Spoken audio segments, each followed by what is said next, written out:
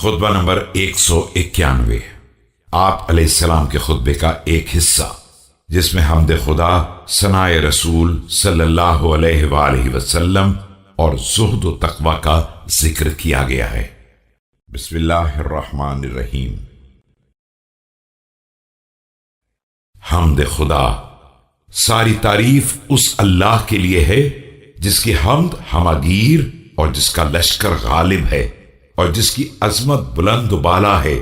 میں اس کی مسلسل نعمتوں اور عظیم ترین مہربانیوں پر اس کی حمد کرتا ہوں کہ اس کا حلم اس قدر عظیم ہے کہ وہ ہر ایک کو معاف کرتا ہے اور پھر ہر فیصلے میں انصاف سے بھی کام لیتا ہے، اور جو کچھ گزر گیا اور گزر رہا ہے سب کا جاننے والا بھی ہے۔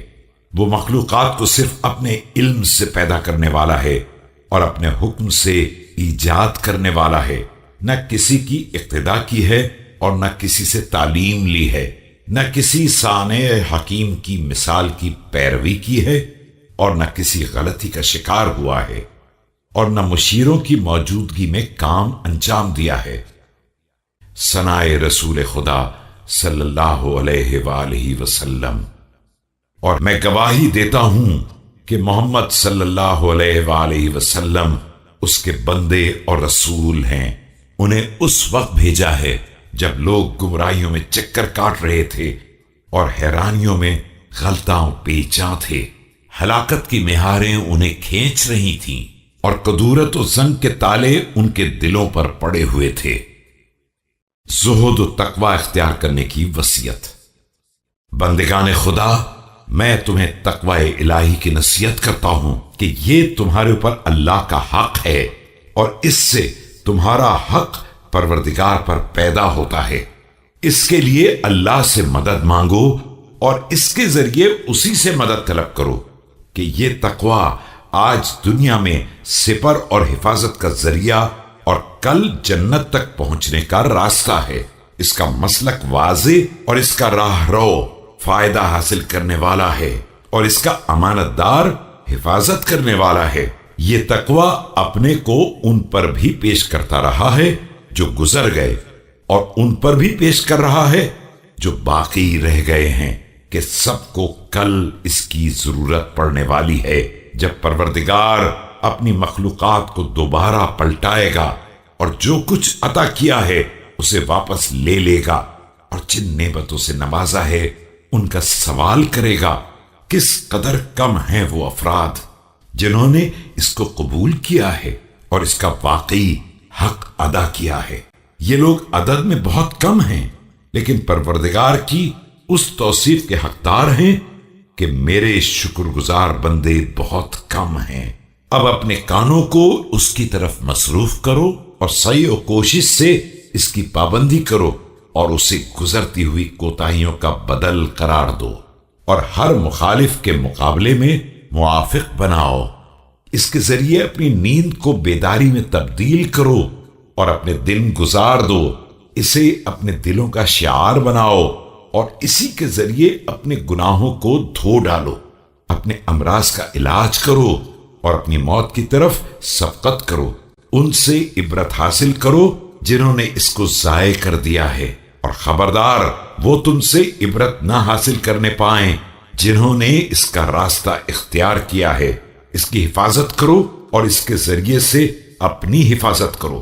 دنیا سے پاکیزگی اختیار کرو اور آخرت کے عاشق بن جاؤ۔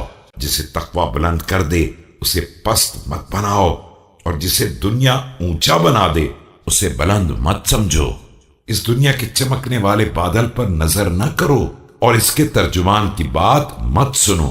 اس کے آواز دینے والے کی آواز پر لبیک مت کہو، اور اس کی چمک دمک سے روشنی مت حاصل کرو، اور اس کی قیمتی چیزوں پر جان مت دو، اس لیے کہ اس کی بجلی فقط چمک دمک ہے اور اس کی باتیں سراسر غلط ہیں۔ اس کے اموال لٹنے والے ہیں اور اس کا سامان چھن جانے والا ہے۔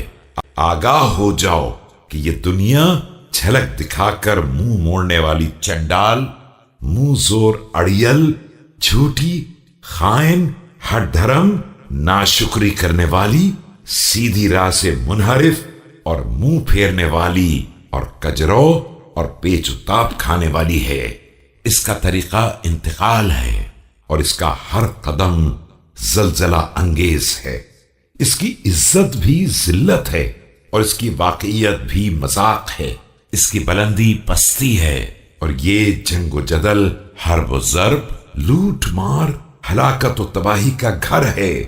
اس کے رہنے والے پابرکاب ہیں اور چل چلاؤ کے لیے تیار ہیں۔ ان کی کیفیت وصل و فراق کی کشمکش کی ہے، جہاں راستے گم ہو گئے ہیں اور گریز کی راہیں مشکل ہو گئی ہیں اور منصوبے ناکام ہو چکے ہیں۔ محفوظ گھاٹیوں نے انہیں مشکلات کے حوالے کر دیا ہے اور منزلوں نے انہیں دور پھینک دیا ہے۔ دانش مندیوں نے بھی انہیں درماندہ کر دیا ہے۔ اب جو بچ گئے ہیں ان میں کچھ کی کونچیں کٹی ہوئی ہیں، کچھ گوشت کے لوتھڑے ہیں جن کی کھال اتار لی گئی ہے، کچھ کٹے ہوئے جسم اور بہتے ہوئے خون جیسے ہیں، کچھ اپنے ہاتھ کاٹنے والے ہیں اور کچھ کفے افسوس ملنے والے، کچھ فکر و تردد میں کوہنیاں رخساروں پر رکھے ہوئے اور کچھ اپنی فکر سے بیزار اور اپنے ارادے سے رجوع کرنے والے ہیں۔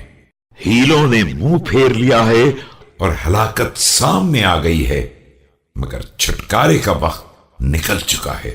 یہ ایک نہ ہونے والی بات ہے، جو چیز گزر گئی وہ گزر گئی، اور جو وقت چلا گیا وہ چلا گیا، اور دنیا اپنے حال میں منمانی کرتی ہوئی گزر گئی۔ نہ ان پر آسمان رویا اور نہ زمین، اور نہ انہیں مہلت ہی دی گئی۔